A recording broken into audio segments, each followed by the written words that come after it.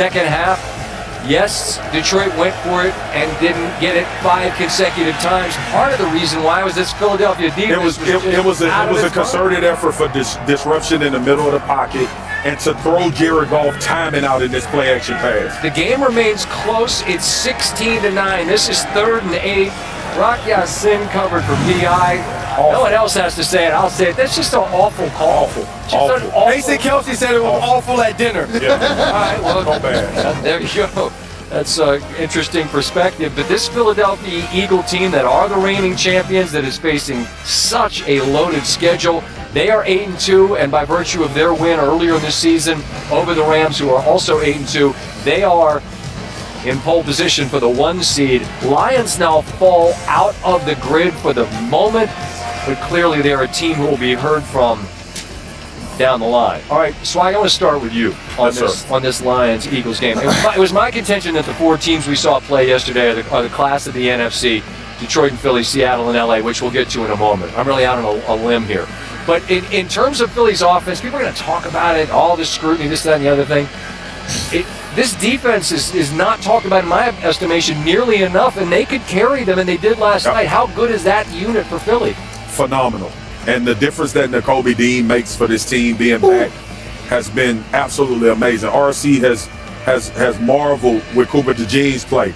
But I'm going into the interior, brother. Yeah, baby. Because I'm a firm believer, like, if you're a legitimate Super Bowl contender and a legitimate chance to win championships, you have to be able to rush the passer with 4 people. Because this game is so good. These quarterbacks are so good pushing the ball down the field that when you don't have to add added rushers, it gives you such an advantage. And the difference with Philly than anybody else right now is that I think they are the most complementary defensive line in the NFL as well.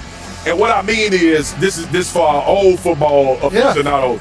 Pat Williams and Kevin Williams were 2 D tackles in the Minnesota Vikings.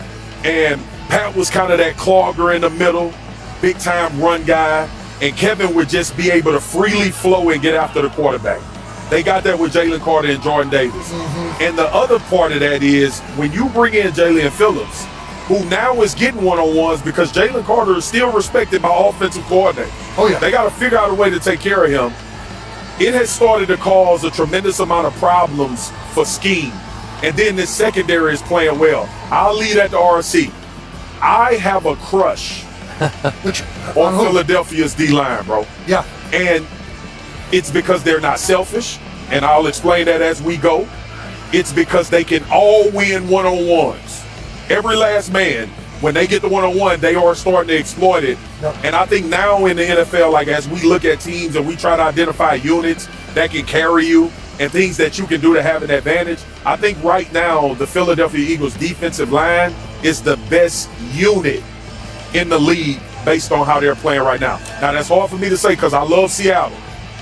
But I think Philly right now is the most connected and most disruptive unit when it comes to run and pass. They hold Green Bay to 10, they hold Detroit to 6, and they get those wins. They're great in all 3 levels. Yeah. The D-line is fantastic. The linebackers, Nakobe Dean, Zach Bond, and Campbell. Yep. All of them are players that can blitz well, they can get back in coverage, they're aggressive in the run. The safeties, Cooper DeJean, Adoree Jackson is playing better now. I mean, the defense is playing. I mean, Jalen Carter and Jordan Davis were basically volleyball players for half the game yesterday. They were batting down balls left and right. You know how hard that is for Detroit? They like all that stuff in cutting over the middle off that play action.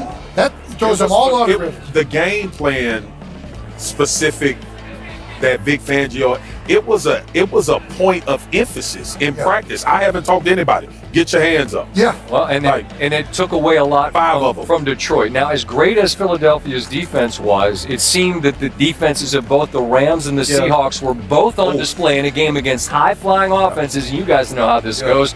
You get longer in the season, all those offenses are going to go away, and those defenses are going to show out. What'd you see in that game, Mark? Well, I would say this. That's 2 of the best defenses in all of football. I agree. And if you look at the Seattle Seahawks, you're going to come away from that game thinking to yourself, Sam Darnold threw 4 interceptions, put us in bad situations. You were also a field goal away from winning that football game because of the way you were able to play here. You're going to look at it was all about the pressure in the middle of the pocket. He's pressured. He's falling away. He doesn't identify Kendricks. it's an interception. And now you're going to see once again he's going to get pressure on a twist.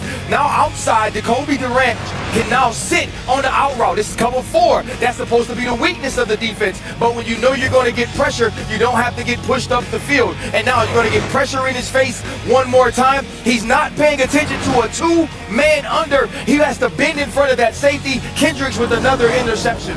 You leave that game thinking to yourself, Sam Darnold can't play like that if we want to win.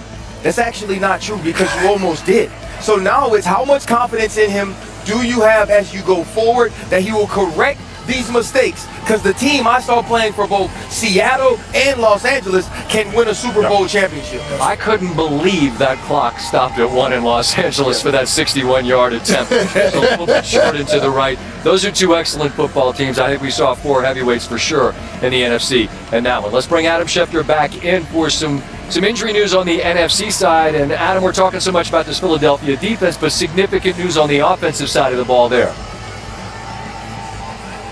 Yeah, the defensive line's been great, but the offensive line's got a major injury moving forward. Lane Johnson, the great offensive tackle, suffered a Lis Frank injury last night. He's expected to be sidelined 4 to 6 weeks. Obviously, he'll be a candidate to be placed on injured reserve, and the Eagles would hope to be getting him back at the end of the regular season into the start of the postseason. There are also questions about the availability of Packers running back Josh Jacobs, who suffered a knee contusion. That's all the Packers said it was. A contusion test today showed his knee was structurally sound. The Packers are saying it's possible he could wind up playing Sunday against the Vikings. If he can't, Emmanuel Wilson would wind up stepping in at that point in time. The big injury news today was Michael Penix. He suffered what is thought to be a season-ending knee injury yesterday against the Carolina Panthers. He's getting a variety of second opinions, further diagnosis on that knee, but again, assuming he doesn't play again this year, which is